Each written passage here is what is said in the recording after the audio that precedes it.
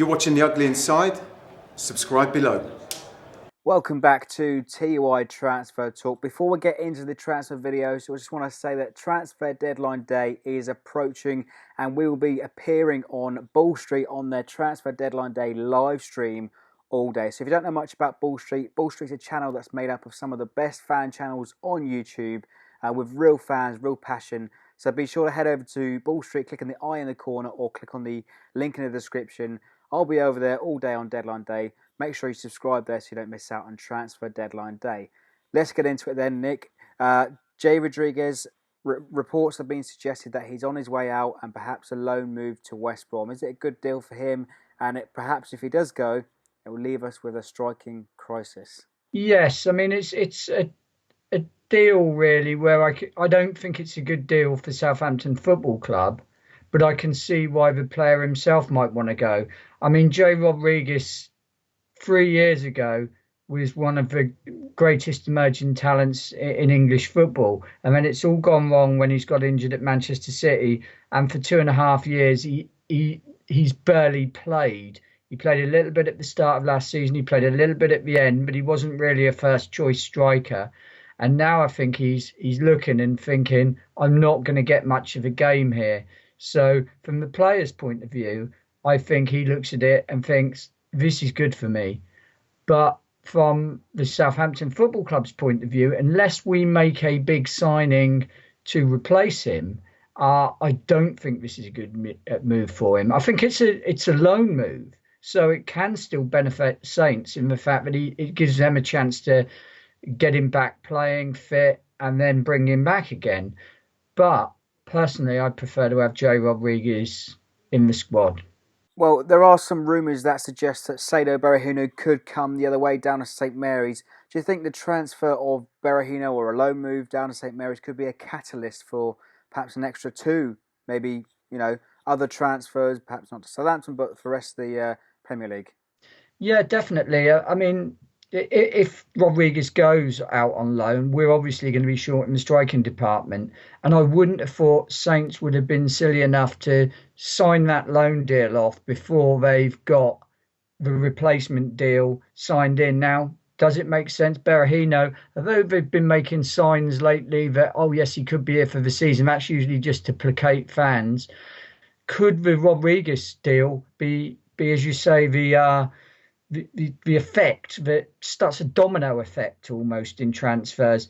What you tend to get in the last week of a transfer window, one transfer will start off a raft of transfers in a row. All these clubs line up players, and once one goes, it just tips the pack. And this could be Rodriguez going to West Brom could trigger Berahino coming back the other way, and it could trigger right along the line.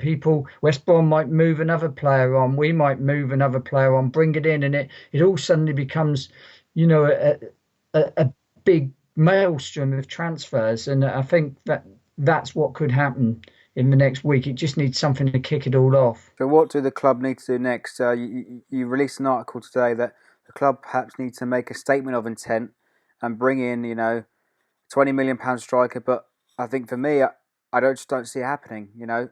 Saints are a club that are reluctant to cave into the big money signings. And if someone is to come in, it'd be for a modest fee, much like we've seen from obviously Redmond and Højbjerg in recent weeks and months. Saints have got a strategy.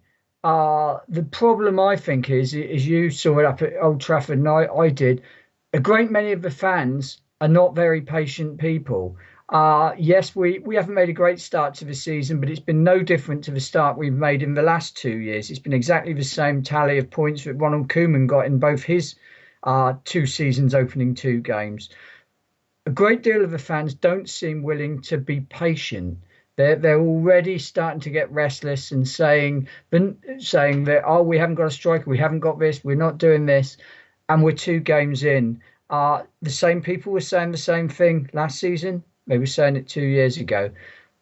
The club and their strategy have worked in the last 2 seasons, and we've got to give them the kudos that they can make it work, and we've got to give them the time to make it work.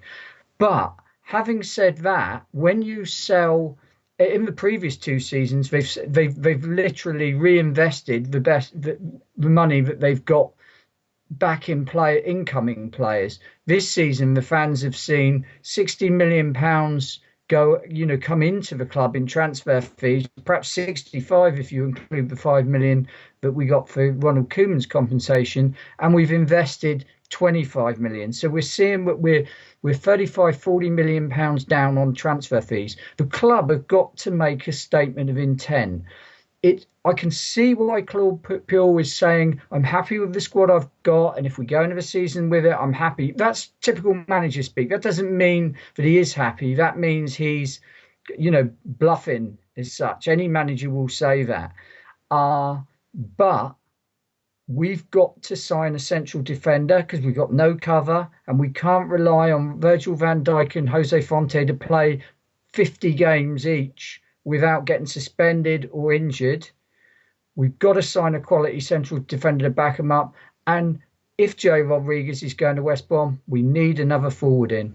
Now, you mentioned slightly on the Man United game at the weekend. We had a bit of a giggle on the way home about divers and Luke Shaw coming down a bit too easily, perhaps tripping over his own shoelaces. How many players in the Premier League this season could be up for a selection in the next Olympics? Well, that's what worries me. I've got a feeling that the next Olympics is going to see the first delay in a Premier League season. The Premier League season is going to start in September for the first time. I've heard, and this is a world exclusive here, I've heard that the GB Olympics team have already been speaking to Luke Shaw, to Gareth Bale, and are looking at bringing them in the Olympic diving team. They're going to get them with Tom Daley, get them together and practice. Luke Shaw's scared of heights. He used to get a nosebleed going over the halfway line at Saints. But we've got to try them. The Olympics team's doing well, but if we want to compete with the Americans at the next Olympics for medals, we've got to try these guys in top competitive diving. Now, on Friday, Luke Shaw showed that he's got the caliber of dive to perhaps earn gold at the next Olympics. I'm not quite sure where it is, but we're going to have to bite the bullet. And Premier League's got to think of the good of the nation and let these players go to the Olympics and win medals for Great Britain. Well, there you have it, guys. Let us know in the comments below what you make of the Jay Rodriguez potential transfer to West Brom on loan for the rest of the season. We've seen a lot of people coming up on our videos that we need a striker. Are there any names that bring to mind that we should sign? And don't forget to like, share and subscribe for more.